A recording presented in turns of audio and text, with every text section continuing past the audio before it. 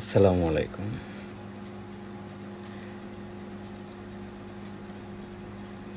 বনের রাজা সিংহ একদিন তার পরিবার, বাচ্চা কাচ্চা সবাইকে নিয়ে রোদ পোহাচ্ছিলেন।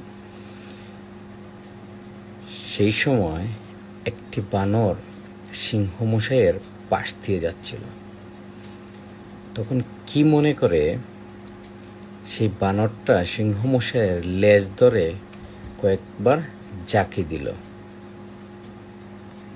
বানরের কাণ্ড দেখে সিংহমশাই মানে রাজামশাই যতটা না বিরক্ত হয়েছে তার চেয়ে বেশি অবাক হয়েছে। বানরটা কিছু দূর গিয়ে সিংহমশাইকে বেঞ্চি কেটে সেখান থেকে চলে গেল। এই অবস্থা দেখে সিংহমশাইয়ের বাচ্চারা বলল, বাপজান, আপনি এই বেয়াদবটাকে কিছু বললেন না কেন? কোনো শাস্তি দিলেন না কেন? আপনার সাথে রাজামশাইয়ের সাথে এত বড় বেয়াদবি করল। তখন সিংহমশাই বললেন, কিছু বলার সময় এখনো হয় নাই, অপেক্ষা করো, কিছুদিন পর সবই দেখবে এবং বুঝতে পারবে। এর কিছুদিন পর সেই বানরটা সিংহমশাইয়ের সামনে এসে পড়ল।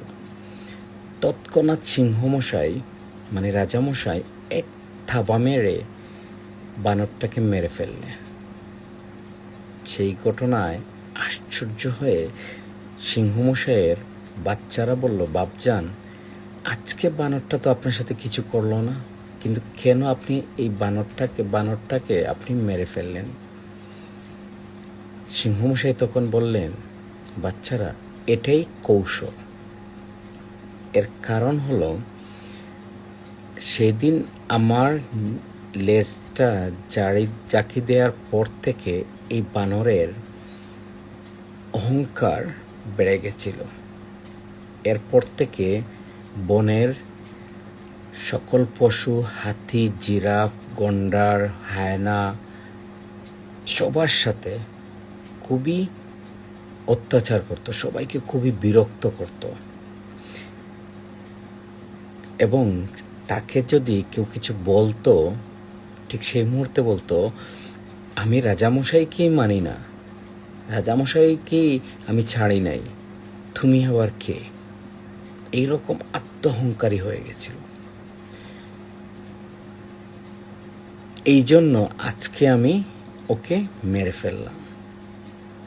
কিন্তু সেই দিন, যেদিন আমার সাথে বানরটা অন্যায় করেছিল, বেয়াদবি করেছিল, সেদিন যদি আমি মারতাম বা কিছু করতাম, শাস্তি দিতাম, তখন সবাই এসে আমাকে কি বলতো জানো? যে রাজামশাই নিষ্ঠুর, পাষণ্ড, অত্যাচারী, স্বৈরাচারী, অনেক কিছু বলতো। আমি ক্ষমতার অপব্যবহার করতেছি। কিন্তু আজ সেই বনের সকল পশুরা আমাকে এসে ধন্যবাদ দিবে এই বেয়াদবটাকে মেরে ফেলার জন্য, শাস্তি দেওয়ার জন্য। মোরাল অফ দ্য স্টোরি কি? আমরা কি বুঝলাম?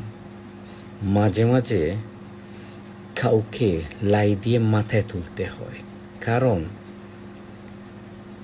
তাকে যদি লাই দিয়ে মাথায় না তুলি, দিনের শেষে তাকে নিজের ইচ্ছা মতো আয়েশ মিটিয়ে মাথার উপর থেকে আছাড় মারতে পারবো না। এক আছাড়েই তার জীবন শেষ হয়ে যাবে। সে আর কখনোই উঠে দাঁড়িয়ে তোমার সাথে বেয়াদবি, তোমার ক্ষতি বা তোমারকে বিরক্ত যাই বলেন না কেন, বা আপনাকে কষ্ট দেওয়ার সাহস তার হবে না। এক আছাড়েই সে শেষ হয়ে যাবে। সুতরাং বুঝে কে কীরকম, কাকে লাই দিবেন, কাকে মাথায় তুলবেন, কাকে কখন আছাড় মারবেন, সেই ধারণাটা সবসময় নিজের মধ্যে রাখবেন। তাহলেই জীবনে আপনি আগাইতে পারবেন। ধন্যবাদ সবাইকে।